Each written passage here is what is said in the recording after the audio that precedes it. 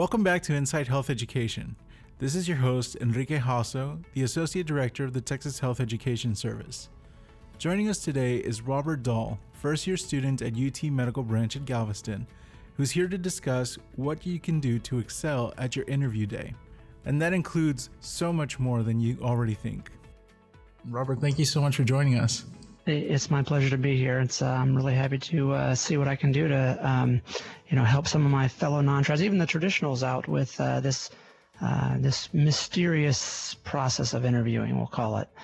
Yeah, it's like the little things that you don't really know that you need to know for the interviews, and it doesn't really dawn on you until you go to your third, fourth interview.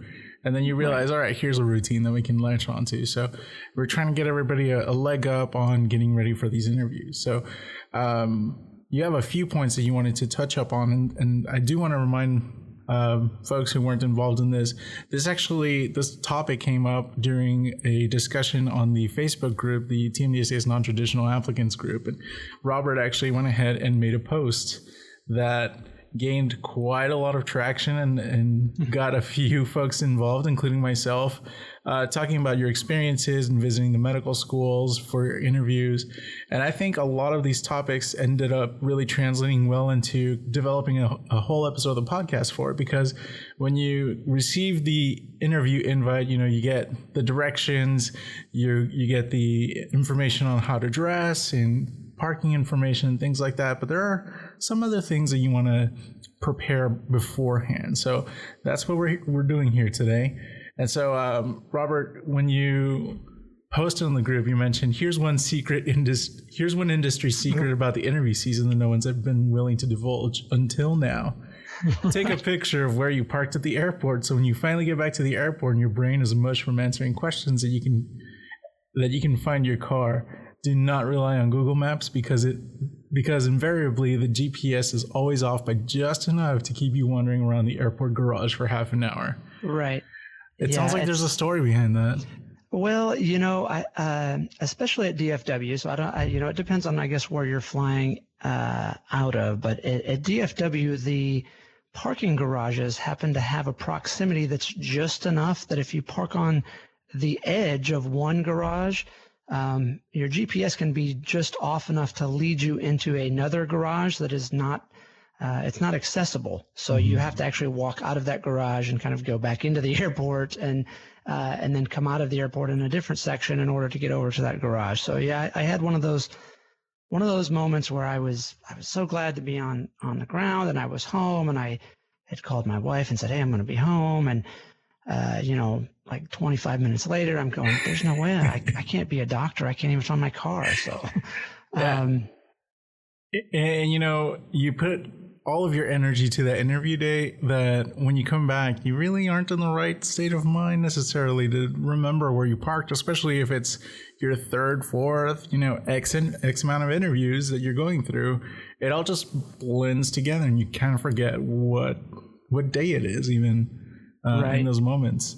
Yeah. So this is some awesome advice. Take a photo, and it's going to be one of the last ones that you took. Right on your phone.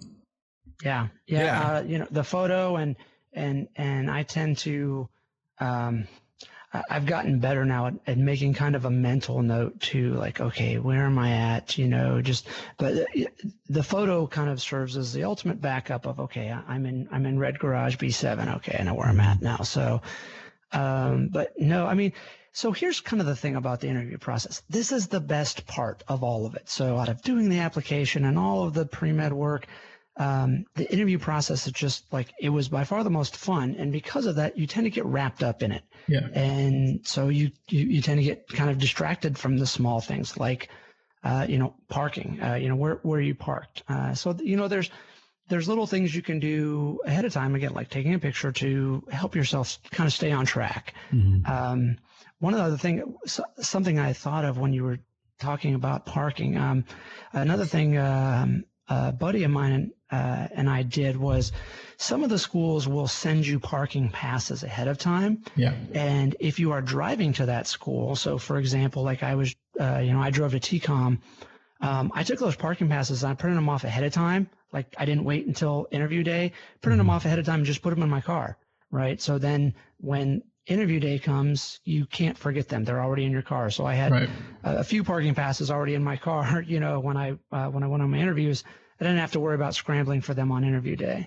So my personal experience with a lot of these visiting the schools has to do with when I would do the health professions fairs with the schools, and so we would visit 3 universities a day. And so what we would do is create this giant binder where we would put all of the different parking passes, the directions, maps to the schools. And so that's actually, if you're that type A, Leslie Knope type person, it all fits right into that binder, and you just carry around your travel binder. Or just getting it done. I listened to another podcast where it's Gretchen Rubin, and she studies a lot of habit formation. And one of her catchphrases is, if you can do it any day, it won't get done any day. And so essentially it's like, if it's something small and really meaningful, it's a lot easier to just get it done on the spot. So that's some great advice. And while we're on the topic of getting lost and figuring out, I actually chimed into the group discussion and was sharing my experience with figuring out the schools. When you really think about the professional schools, not just the medical schools, but also the dental schools, the veterinary school, these are all part of these enormous educational and health complexes. And so they have different hospitals, there are different schools around. Just thinking about like the Texas Medical Center in Houston, that's its own mini downtown where you have these huge skyscraper buildings, you have different parking situations, and if you don't know exactly which building is a school of medicine, you're not going to have a great time, especially if you are, right on time or running a little bit late. You're not going to have a great time lugging your stuff around and trying to run around on your interview day when you're all dressed up and ready to go. So check out the schools. We live in a great age when you can actually do street view finders on Google Maps, and you can figure out exactly which door you need to walk into. On the day of, can you talk about the signage that's around some of the schools and letting you know where you're supposed to head to? Yes, certainly. I mean, one of the things I did experience, I think, along the interview trail was that some of the schools were really, really on the ball for, just like, this is absolutely where you need to go. Probably shout out to Texas Tech El Paso. They probably had the best signage. It was very easy to find your way around Tech El Paso. They did a really good job of kind of, making it easy to know where you needed to get to.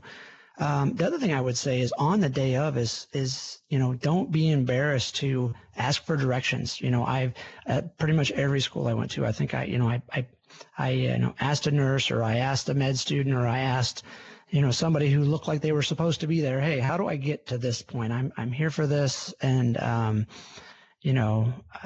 everybody was super friendly. It's Texas. Texas is a friendly state, and so everywhere I went, everyone was super helpful. I had everyone from medical students to nurses to physicians that not only pointed me in the right direction. In several instances, they actually walked me all the way across campus right to where I needed to be. Wow. So don't be afraid to do that. You want to get to that interview. The last thing you want to do is be late to that early meeting. You don't want to be the last person walking into the room. So, it's Texas. It's a friendly state, especially if you're coming from out of state and maybe that's not normal where you're at. We're all very friendly down here, and don't be afraid to ask somebody when you get there. Excellent advice. And hopefully it's not just applicable in Texas. I'd like to think that other states are helpful. Maybe they won't walk you all the way to the place you need to go, but you can definitely get some help there. Right. Yeah. And something along that lines too about figuring out where you need to be is,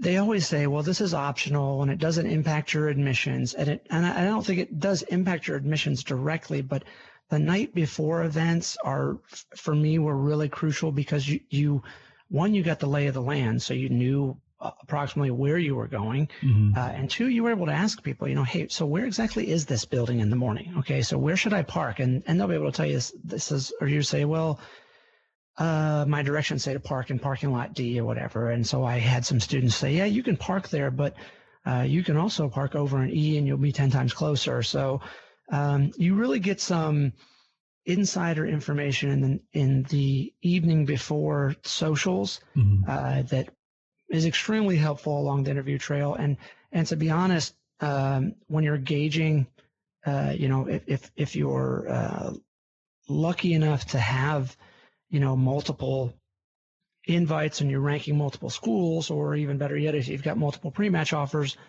that night before interview really kind of sets the mood for the student body, because you don't necessarily spend a lot of time interacting with current medical students on interview day. At least that was my experience. And not that there's no interaction, but I would say it's limited, versus the night before interviews is often a 2 to 3 hour, very casual conversation with current students. And you really get a good sense of, what is the stress level of the student body? What do the students do? Are they happy? What do they like and what don't they like? And, for me, the big sell for UTMB was the student body. I mean, the students at the social were, they were just amazing, right? And I was like, oh, I really I want to spend 4 years with these type of people. They were just, every student body has their, I would say, kind of their own personality. Yeah. And that doesn't mean that another school isn't perfect for someone else. It just, for me, there were a couple of schools that really resonated with me, and thankfully I matched to both of them. So I kind of had my pick, and I was really happy about that. But, there's lots of things about take notes on interview day and stuff, but I think you have to, one thing that a lot of people don't consider in their school choice is, what are the people like there? And so the night before social is really the prime point for that. But it also is very helpful for the technical side of, where do I park? Where do I go in? What should I prepare for? And it really kind of it's a good insider info session before the actual interview. Definitely. That's some excellent advice, because a lot of the schools will end up offering some of these activities and will specify that they're not directly related to the interview process, but hearing that firsthand, that there is additional value for those events, I think is really going to speak to a lot of folks, especially now as we're getting interview invites to a lot of these schools. You make the time for those, because they are important, even if they don't directly impact your admissions into those schools. Yeah. Mm-hmm. So during interview day, I kind of wanted to hit on some of the typical soapbox topics that a lot of advisors and admissions officers get on. In terms of the amount of walking during interview day, we've heard that there is a significant amount of walking going on. Can you speak to that experience? Right. Well, so, I know the ladies had talked about how they carry like an extra pair of flats with them in their purse. Mm-hmm. One of the things I will say for the guys is, do not buy a brand new pair of shoes and wear them for the first time on interview day, because they're not going to be broken. They're not going to be comfortable. Honestly, if you know what you want, in my case, what I did was I went to the store, I tried on the shoes that I wanted at the actual retailer, and then I bought a pair online for $200 cheaper than what I would have paid for in the store, and they were already broke in. So it was, I didn't have the, the ouchy feet problem on interview day, but I definitely ran into some people on the interview trail who had, blisters on their feet towards the end of the day, and you're already kind of, out of your element. And the last thing you want to be doing is, dealing with the actual physical pain on your interview day. Right. Definitely. Especially, interviews just so happen to take place late summer and throughout the fall. And for those of you that are out of state, Texas is very hot during that time. Yes. And all it takes is really just half a block of walking outside in the wrong shoes, and you're really going to regret it. And if you have back-to-back interviews, it's just going to compound that issue. So that's some great advice on taking care of yourself and your feet for your interviews. Can you tell us a little bit about your pre-interview day routine, like in terms of, the amount of time you got to sleep, or I know you also chimed in on your preparations for MCAT day, and, the meals that you planned for that. Right. So one of the things, I know we had kind of talked about like, how to get your suit there or whatever, but once you've got your suit there, one of the things I found is if you can go to Walmart or Target or wherever, and they have these handheld steamers, and like it's just a lifesaver, right? Because sometimes they have irons in the room, but I'm not an expert ironer by any shape of the term. So steamers are they're pretty dummy proof. You can just you dump some tap water in there, you hang your suit up, in the bathroom, and you're basically running hot steam over it, and it does an amazing job of taking the wrinkles out, especially if you had to fold your suit up in order to put it in an overhead bin on an airplane or, whatever the case may have been. I've seen people talk about some higher risk strategies for getting your suit to interview day without wrinkling it, like asking the flight crew if you can hang it in their little, they have kind of their own little closet up front, but I wasn't willing to risk that and have someone tell me no. So I invested in a hand steamer, and it was, $10 or $12, and always made my shirt, my suit, my pants great. So the night before, I always steamed my suit. That was my kind of one of my things I always did, and it kind of almost it was like my Zen garden type. Night before calming down, I would steam my suit, probably way more than I should have, but it helped me feel like I was doing something to prepare for the interview.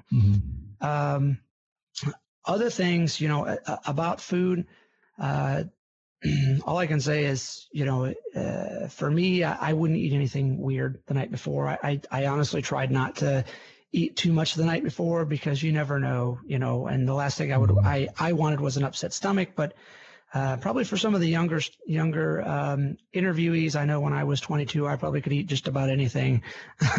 These days, that's not so much the case. But if you're someone with food sensitivities, dairy or gluten or whatever, be mindful of that on interview day. I will say most of the schools on interview day were very conscientious about those who had dietary restrictions, whether that be for food sensitivities or religious reasons. So again, a big shout out to all the Texas schools for really kind of taking care of those of us who have kind of maybe more restricted dietary needs.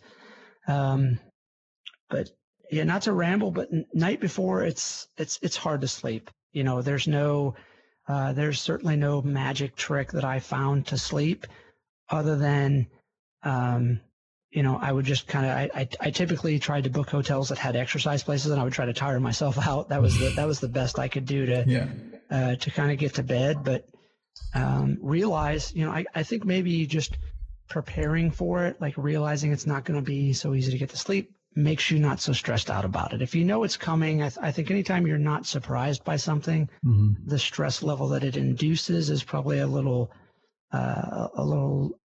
less severe. Right. Excellent point.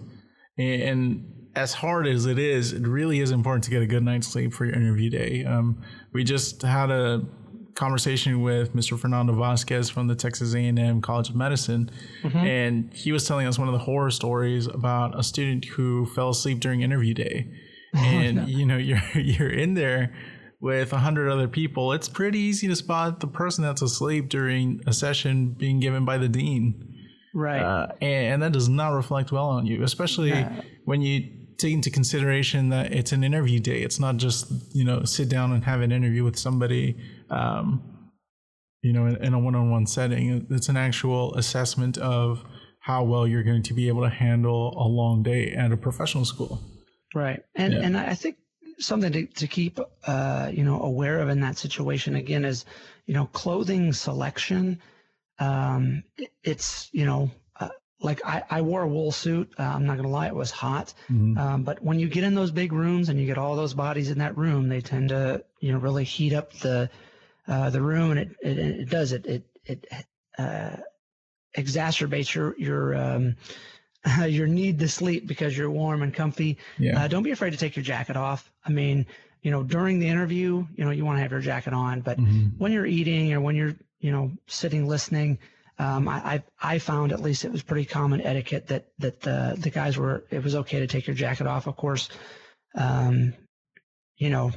use some common sense. If it seems like it's inappropriate for some reason, certainly don't say, oh, well, Rob told me I could take my jacket off.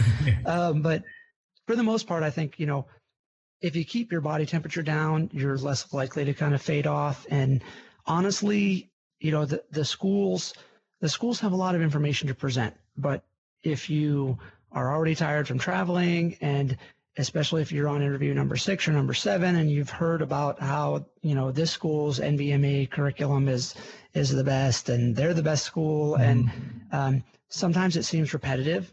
And so again, you really just kind of need to be on the ball. And one of the things I found that helped me is, we've talked about this before. It was kind of came up was, active note writing. Yes. Right. And so if you're doing something active, it's really hard to fall asleep if you're actually writing something. So, even if it seems like I don't need to write down that this school has, X, Y, or Z, if you feel like you're starting to fade out, go ahead and write it, and to be honest, you might forget it anyway. And it's nice to have something to look back and reference when that day comes, when ranking day comes and you're actually having a crisis of conscience about, I don't really remember that school. So active note taking is certainly one method to combat interview day sleepiness. Yeah, and we actually discussed that in our journaling episode with Ms. Shannon Dahl, the advisor from UT Austin, about note taking and using those notes in your favor for anticipation of match day, because everything does become jumbled up, and you hear one curriculum and you pretty much have heard them all. Right. And every school is trying to transform the healthcare landscape in Texas and do their own thing, and there are variations, but it can get to a point where it just seems that it all just comes together. And so that note taking can really be a lifesaver down the line. Right. All right. Well, those are the major topics that we wanted to cover today. But I do want to ask, if you could go back in time to right before you went to your first interview, what would you tell yourself to prepare? Honestly, the first, I guess it wasn't my first interview. It was my second interview where I learned not to eat over top of my shirt, because I dropped like a blueberry cobbler down the front of my white shirt, and then I interviewed like that. So I actually got accepted to that school too, so it didn't impact me too badly. But it's the simple things that you forget, like how to eat, right? When you're having lunch. But no, I think it comes around quicker than you expect. So for example, like I was doing the mad dash to get my suit cleaned before the first interview, and so that's something that I could have very easily, if you've got an interview coming up, like. Of course, there's lots of other things going on. Most of us are still in class. Mm-hmm. We're still finishing our classes up, and there's just tons of other things going on. And you're like, oh, I'll get my dry cleaning there. I'll get it to the cleaners. And invariably you wait until like 2 days before you're supposed to fly out, and then you're sweating bullets about whether or not it's actually going to be done in time. And so, I would say have your bag packed a week before. If I could have done any one thing different, I would have had everything ready to go and sitting in my closet a full 7 days before I left for that interview, because I probably caused myself too much stress on actual the interview flight out, like just actually getting out of DFW and getting to El Paso, which was my first interview, than I needed to, because I could have prepared better for that. And that's just, I think, really a consequence of most pre-meds are just, you're juggling a lot, right? Yeah. And so when interview season comes, don't be afraid to really prioritize the interview, because, without a successful interview, you've kind of, went 99% of the way and then not finished the last 1%. Right. That's some excellent advice right there. And everything that we've touched on ends up coming back to the fact of figuring out ways to not have to think about the minutia. Right. When it comes to pre-health students, you all do not need any help with figuring out things to worry about. There's always something. And to add on the stress of travel and the stress of having to go to an interview day, you do not need to be adding on not getting enough sleep or eating the wrong thing or trying to remember where you parked your car. And so I think figuring out opportunities for you to essentially go into kind of autopilot mode and really focus on what it is that you really need to focus on and not waste brain power on the little things is really going to be the key to success for interviews for a lot of applicants. Right. Yeah, absolutely. And I think probably one thing that I did do, one last shout out I do want to give to for Dr. Gray is one of the things I did prepare is understanding the question. So like the pre-med playbook, and really, anybody, if you know any personal medical students at that school, having an idea of what questions you're going to be asked up front really kind of allows you to think through the bad answers, right? The awful answers, and you'll realize where your weak spots are. So I used a lot of my flight time and the night before, time, really kind of going over those and saying, is not rehearsing because you don't want to sound rehearsed in your interview, but understanding why. Ask yourself, can you explain why you feel this way about this topic? And if you can explain it to yourself, then you can certainly explain it to your interviewer on interview day, because they're going to ask you the questions, but then they're going to ask you, why did you answer that way to the question? So, make sure you understand why you feel the way you do about especially topics in healthcare, because I don't really think there's particularly wrong answers, but I do think that on interview day, it's critical to show that you have actually thought the process through. And that's exactly right. And I think on top of that, be ready to discuss anything that's on your application. Absolutely. Yeah, because questions will come up, and we've talked about this in the past on the podcast and definitely in the Facebook groups. Is whenever you're filling out the application and you're not quite sure about where something should go, I always give the advice that if it comes up during an interview, if you can defend why something is in a certain spot, or if you can talk about a certain experience that you may have had that led you to want to become a healthcare professional, then be ready for it to be fair game during interview day.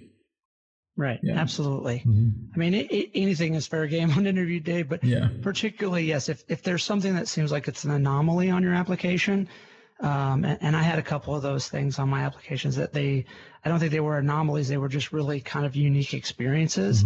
And so they were brought up. And so that's probably one of the other things. If you haven't hit the submit button on your application, don't put something on there that you can't talk about cogently, because I had one very odd topic that I ended up having a really in-depth conversation with one of my interviewers about. And so, if I just kind of casually put that on there, I would have been busted on interview day if I didn't really actually know what that topic was about. Yeah. So. Absolutely.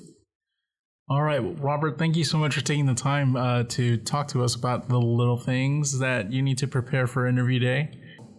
Thank you so much, and best of luck to all of you on the interview trail. Like I said, this is the best part of it, and just go out and have fun. Some key takeaways from this episode for you in helping you with your interviews are to keep a photo of where you parked your car. Make sure that you print off any travel documents that you might require, including parking information or parking passes, your ticket information for your flight, or even the directions for where you are going on your interview day. Also, don't forget to take care of yourself leading up to the interview. A good night's sleep can go a long way. On behalf of TMDSAS and the Texas Health Education Service, we'd like to wish all of our applicants all the best of luck during this cycle, and hopefully your interviews will be excellent. That's all for this episode. We'll talk to you later.